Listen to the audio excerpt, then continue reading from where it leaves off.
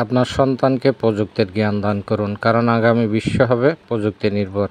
এই স্পিডবোট বানাতে গিয়ে আমি দুইটা সমস্যায় পড়েছি। ওই দুইটা সমস্যা এখানে আলোচনা করতেছি। এখানে পানির সমস্যার কারণে আমার জলাশয় নাই, সেই জন্য ইউএসবি মোটর ব্যবহার করেছি, খুবই দুর্বল মোটর। এখানে হাই স্পিড মোটর ব্যবহার করলে এই ছোট্ট পরিসরে এটা চালানো সম্ভব না। এটা বানাতে গিয়ে আমি দুইটা একই সাইজের বোতল ব্যবহার করেছি।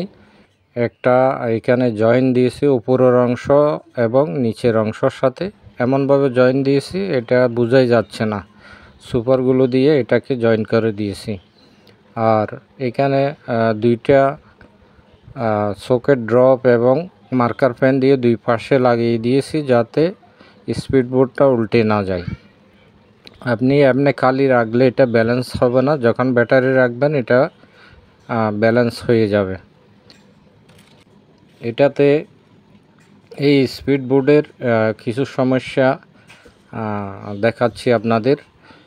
এই স্পিডবোটের পাকাটা অর্থাৎ প্রপেলারটা পানির অর্ধেক উপরে অর্ধেক নিচে থাকাতে এটা তেমন ভালো কাজ করছিল না।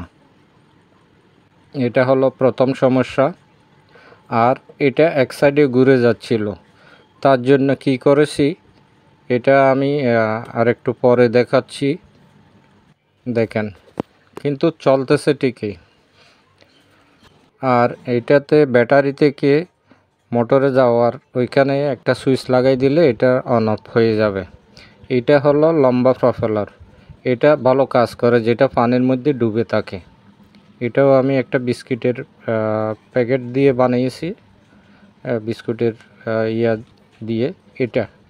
এটা দেওয়াতে যে স্পিডবোটটা এক সাইডে ঘুরে যেত আর ঘুরতেছে না।